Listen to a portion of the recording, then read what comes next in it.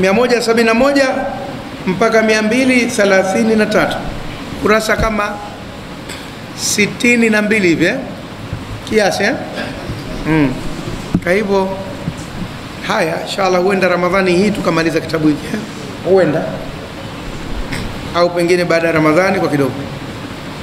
Kwa hivyo tuko kwenye ukurasa 171 wa kitabu hiki cha Taisiru Mustalah al-Hadithi cha Dr. Mahmud Tahan. Kwa wale ambao wana kopi kubwa, kitabu hiki chenye gamba jeusi na huku rangi ya kijani, na leo anasomesha al-mabhathu ar-rabi'u tafiti la 4. Al-mabhathu ar-rabi'u tafiti la 4. Humu ana matafiti yake mengi. Sasa tafiti la 4 hili katika orodha ya matafiti aliyokuwa ameyaweka. Al-mabhathu ar-rabi'u tafiti la 4.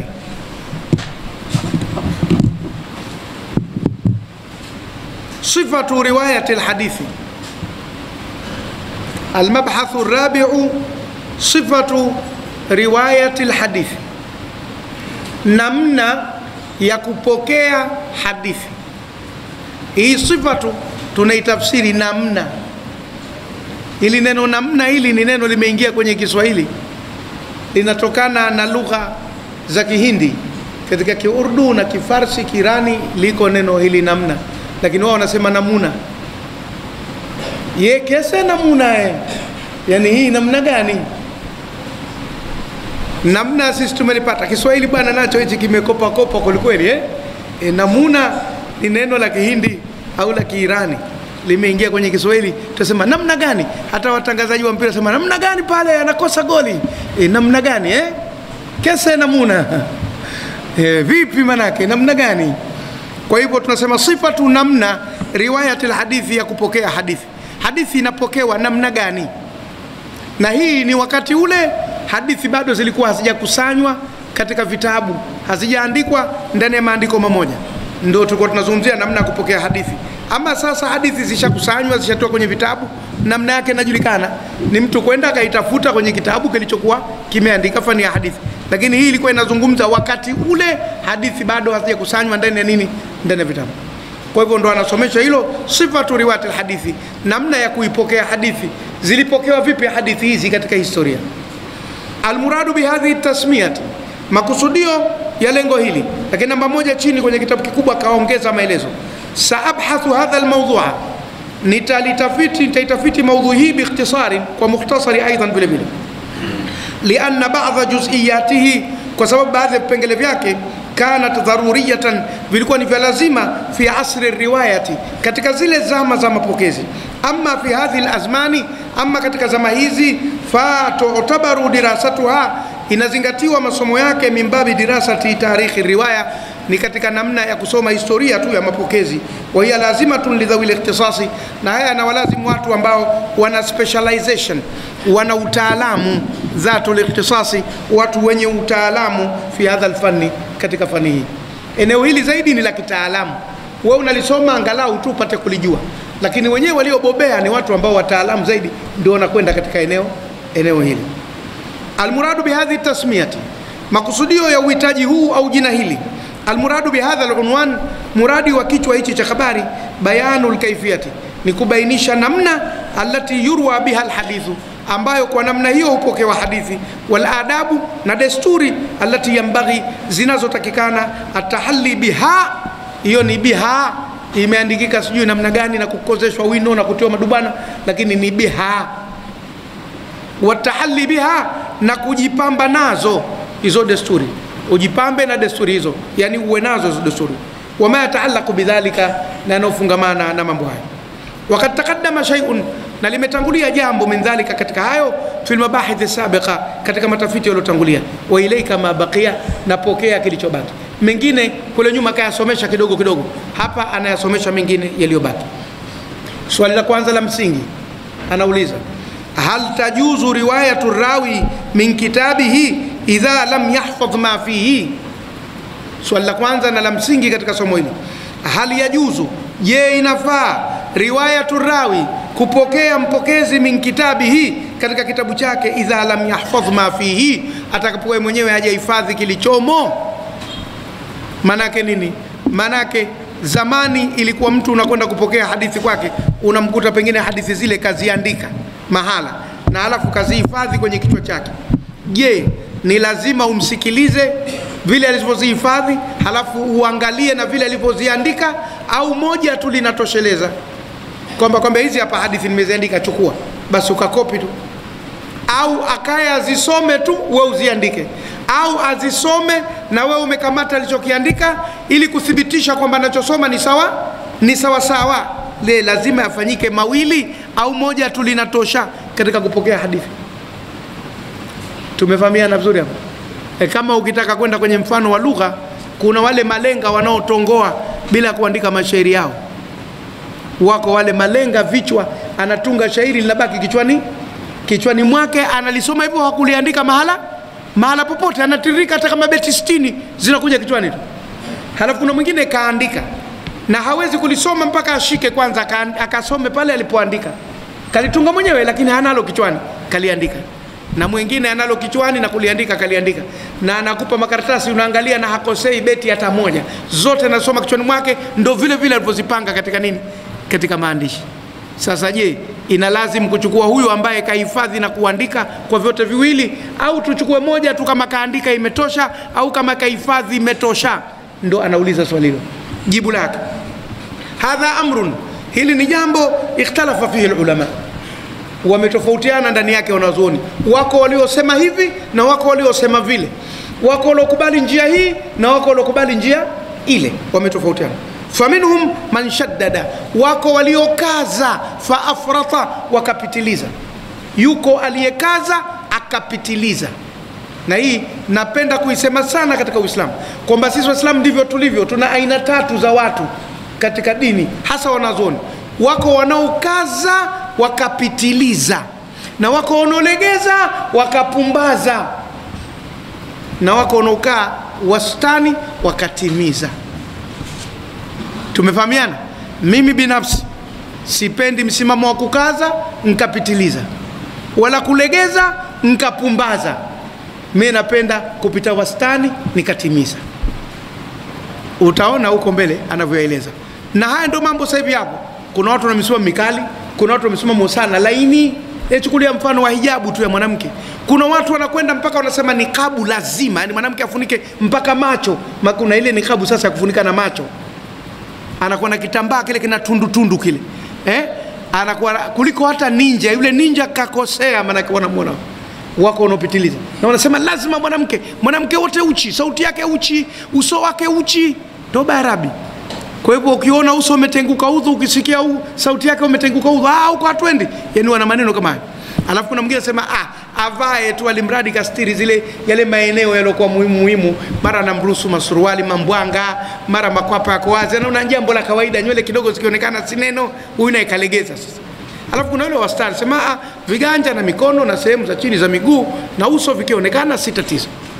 Kwa hivyo anakuja mtu wakati na kati. Kuna yule aliyekaza akapitiliza, na yule aliyelegeza akapumbaza, na huyu aliyepita kastani katikati akatimiza.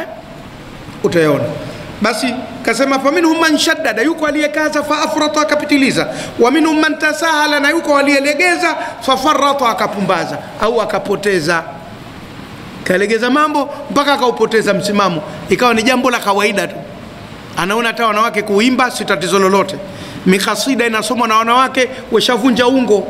Amempata mweupe kama manga. Mesema nayo kasida hiyo inafaa halali. Jana jike lishavunja ungo linaimba, watu wanasikiza, barabara amempata mweupe kama manga, mashaallah. Haya. Mnalegeza mpaka mnapiti. Wale wanakaza wanapitiliza, hawa wanalegeza, wanapumbaza.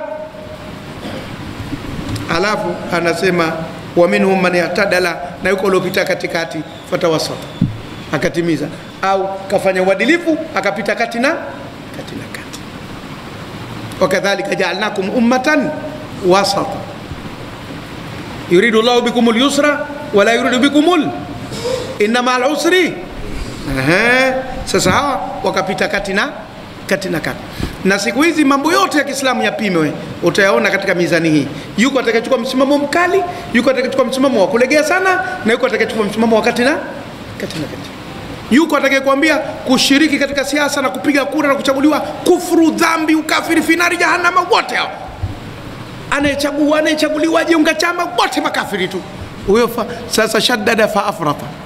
Na yuko mwingine kwambia lazima mchague kiongozi wa ulil amri minkum bwana, wajibu fardhi, lazima kupige kura bwana, tutachaje kupiga kura bwana, vipi bwana? Na yeye sasa akataka. Kuna mwingine sema siasa ni jambo la khiari, unaweza ukashiriki ukiona kuna maslahi katika taifa, unaweza ukaacha kushiriki ukiona kuna maslahi katika taifa. Na mwingine kapita kati na kati. Kwa kila jambo litie kwenye mizani. Hii nilokupa utayaona mambo katika darubini moja nzuri sana, itakuweka sasa. Haya, sasa anakuja fa ammal mutashaddiduna, ama wale waliokaza sasa, waliotia ugumu na uzito. Faqalu, wakasema la hujjata illa fima rawahu rawi, hakuna hoja isipokuwa katika kile alichokipokea mpokezi, min hifdhihi, katika hifadhi yake.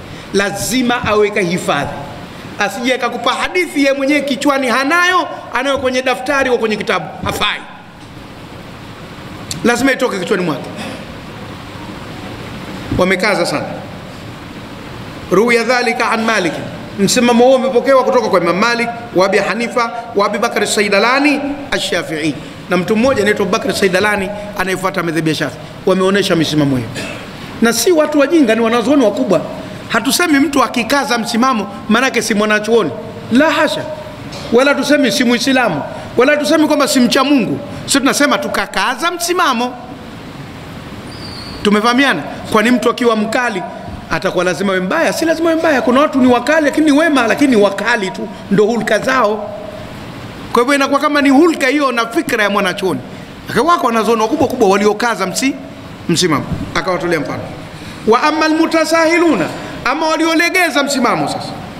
Faqaumu, ni watu rawahu, wamepokea min nusakhin, katika kopi za vitabu, ghairi muqabalatin, ambazo hazikulinganishwa na yale waliosema watunzi wenyewe. Kenda akakuta tumeandikwa hichi kaandika Sheikh fulani, basi kakubali. Na zamani ilikuwa hakuna printing, watu wanaandika kwa mikono. Akishaambiwa tu Sheikh fulani kaandika kitabu hichi, kakubali. Kuna vitabu vingi sana vya uganga vinadaiwa ati kwamba vimeandikwa na Imam Ghazali. Hii Ghazali bwana, hii Ghazali bwana, hii Ghazali bwana. Wala mwenyewe Ghazali pengine hata havitambui, lakini kwa sababu ile jina limekuwa kubwa na kesha kufa tena, watu kila mtu akiandika anaandika tu Ghazali, Ghazali. Basi tena ukisikia Ghazali wewe kichwa kinajaa upepo. Vingi kazuliwa, wala si vyake, hakuviandika yeye mwenyewe. Ana ndo kawaida, mtu akishakupata umaarufu sana akakubalika sana, watu wanapenyeza maneno kupitia mtu huyo ambaye ni maarufu. Kwa hivyo bila kulinganisha, biusuli na misingi yake. Minhum Ibn Lahia, akiwa mtu mmoja anaitwa Ibn Lahia.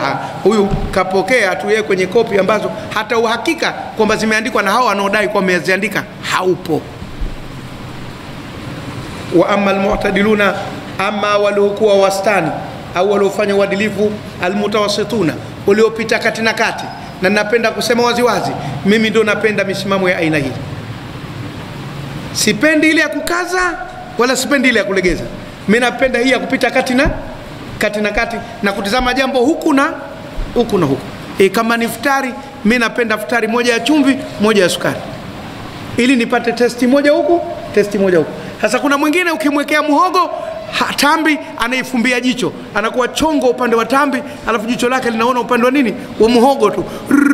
Na mwingine ukimwekea ndizi mbivu na uji, anafumba jicho upande wa vitu vya chumvi huku, anatazama ndizi mbivu na uji tu, hasa ikiwa ya mkono mmoja. Au mnaita mkono wa wapi kule Makunduchi? Mkono mmoja bwana. Umeona? Sasa mimi ni katika wale ambao napenda kidogo huku kidogo huku. Sasa kuna wengine ndo anakwenda upande moja kwa moja. Sasa sema amal mutawassituna, amal mu'tadiluna, ama wanaofanya uadilifu, almutawassituna, wanaopita katikati, wa humul jamhur, na hawa ndio walio wengi. Kwa taarifa yako, na hawa ndio walio wengi, wanazuoni wengi makini wamepita kati na kati. Hawakuvuta sana katika kukaza wala hawakuachia sana katika kulegeza.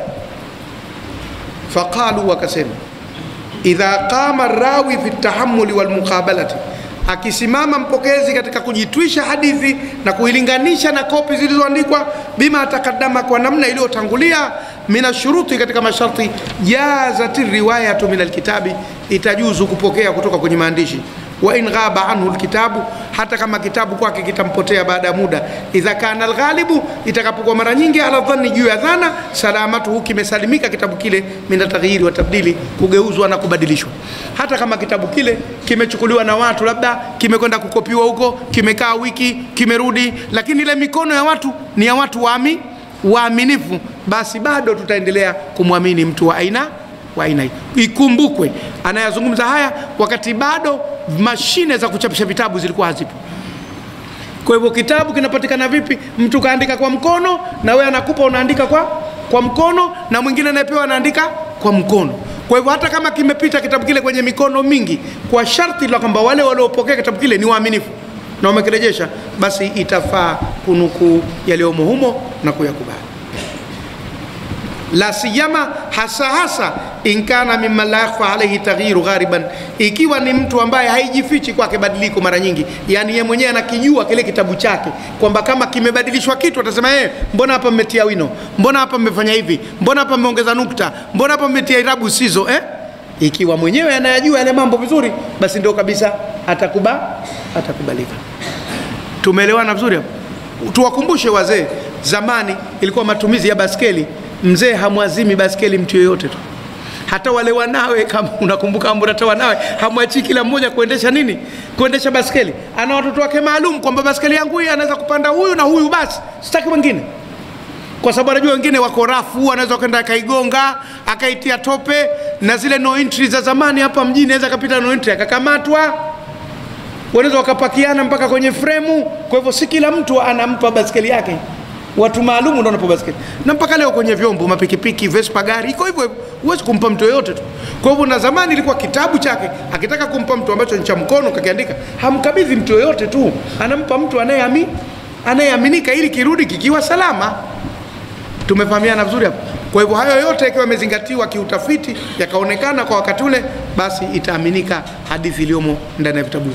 Mmeona watu wa fani ya hadithi walivyojitahidi kuzilinda hadithi za Mtume SAW zisiingie kwenye mikono ya watu wabaya na mambo yasiharibike, na juu ya hivyo zimepatikana baadhi ya hadithi dhaifu na nyingine maudhui, munkari na nyinginezo. Hukumu riwayati dhariri, kipengele chengine, hukumu ya mapokezi ya mtu asiyeona. Dharir manake mtu asiyeona, kwa neno jengine ambalo wenyewe walipendi siku hizi, kipofu. Wanatukataza, wanasema tusitumie neno kipofu, tuseme asiyeona. Haya madhali wametaka hivyo, tunawasikiliza. Lakini sikuona mie kama neno kipofu lilikuwa baya sana kiasi cha kulichukia kiasi hicho. Haya, kwa hivyo hukumu riwayati dhariri, hukumu ya mapokezi ya mtu asiyeona, alladhi la yahfadhu ma sami'ahu, na ambaye haihifadhi alichokisikia. Yeye kuona haoni, kwa hivyo hawezi kuandika, na hata kikiandikwa hawezi kukisoma. Halafu na kile alichokisikia hajakihifadhi vizuri, vipi habari yake? Maana huyu anategemea masikio tu, hana kitu kingine chochote. Sasa tutizame alipohifadhi. Ikiwa katerereka kwenye kuhifadhi kwake, katetereka, huyu ndio atakuwa hafai kabisa, kwa sababu hana njia nyingine ya kumthibitisha. Hawezi kusoma kilichoandikwa, wala hawezi kuandika kinachosomeka, kwa sababu yeye mwenyewe haoni. Lakini hii ni kwa zama zile, kama tulivyosema.